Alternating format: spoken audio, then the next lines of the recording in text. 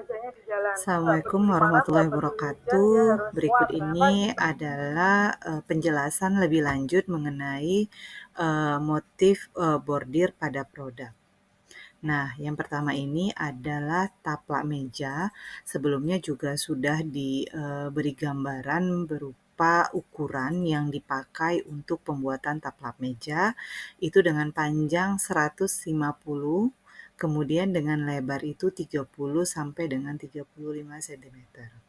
Nah, pada tahap ini pembuatan taplak meja menggunakan dua bahan, yaitu bahan polos dan bahan bermotif, kemudian memanfaatkan dua mesin, yaitu mesin yang dimaksud adalah mesin portable yang di dalam mesin tersebut banyak terdapat motif, atau penggunaan mesin manual yang dengan stick biasa. Kemudian dikombinasikan dengan pembuatan motif dengan menggunakan mesin speed yang di dalamnya itu kita sudah pelajari untuk teknik dasar penggunaan mesin speed itu ada tusuk pipinya, kemudian juga ada dengan suji cairnya. Maka itu dimanfaatkan, dibuat pada motif yang telah dikerjakan.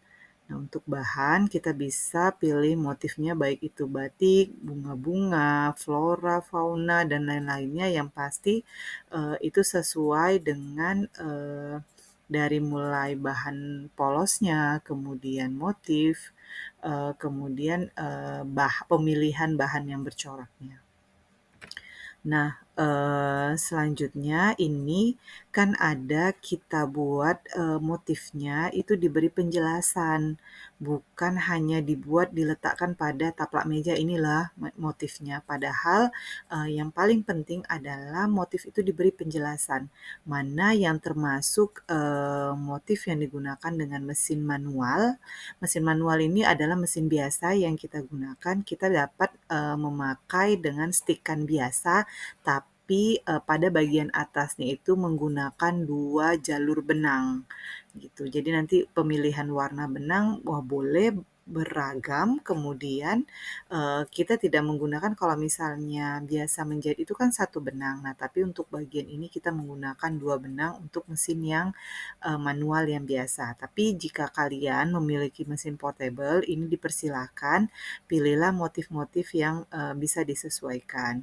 Kemudian disertakan juga ada tusuk dari mesin speed, baik itu tusuk pipi, suji cair, loncat panjang, loncat pendek, dan lain-lain. Itu bisa kalian padu-padankan pada hasil bordir di taplak meja. Nah, selanjutnya ini adalah hasil dari motif dan desain taplak meja. Ini dia.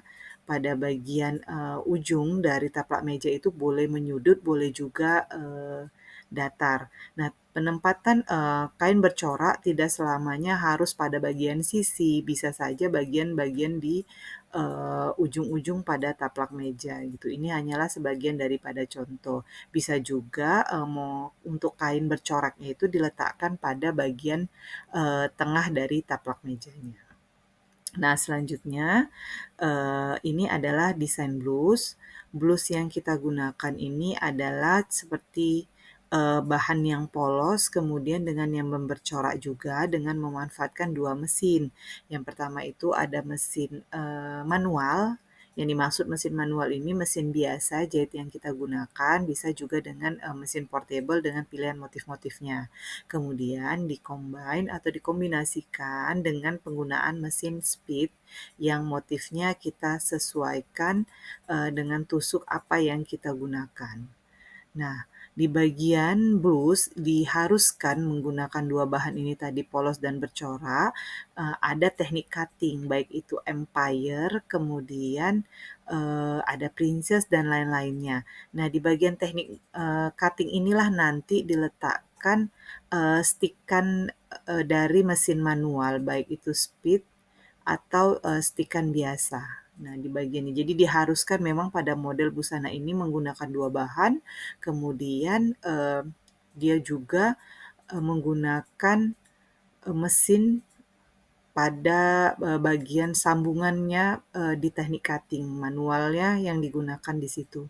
Kemudian untuk, motif dari digital sudah dipilihkan kemarin, sudah dicari, tinggal ditentukan saja yang mana, tapi disesuaikan waktunya. Jangan pilih motif yang terlalu rumit sehingga, membutuhkan banyak waktu dalam pengerjaannya. Jadi, selain efisien waktu, kemudian penempatannya juga disesuaikan dan dengan begitu kita bisa berbagi dengan teman-teman yang lain dalam penggunaan untuk mesin digitalnya. Jadi jangan terlalu, lama, menit dalam pembuatan motifnya. Jadi semakin tebal motifnya, semakin cantik motifnya, otomatis, waktu yang diperlukan juga semakin lebih lama. Nah, berikut ini salah satu dari, motif di mesin digital. Ini cukup lama juga sih untuk pengerjaan untuk motif ini. Nanti bisa disesuaikan. Nah, dalam pengerjaan jangan lupa untuk didokumentasikan motifnya, eee, dari pengerjaan awal, desain, hingga akhirnya selesai, kemudian nanti dibuat dalam, susunan seperti ini. Tadi ada desain, kemudian motifnya ditentukan seperti apa, kemudian nanti alat dan bahan, dan proses pengerjaannya, hingga nanti pada produk jadinya. Nah, itu disiapkan dokumentasinya pada siap pengerjaannya. Nah, saya rasa cukup ini penjelasannya dan jangan lupa nanti, dalam bentuk untuk tahap awal silahkan datang dengan desain blus dan motifnya saja, tapi untuk langkah-langkahnya itu nanti, menyusul pada, mungkin di akhir semester itu akan dikumpul secara keseluruhan dan disertakan juga dalam bentuk PDF dan ada link, video dari proses pembuatannya. Nah, terima kasih, mudah-mudahan ini bisa membantu dalam pengerjaan tugasnya. Selamat mengerjakan tugas. Assalamualaikum warahmatullahi wabarakatuh.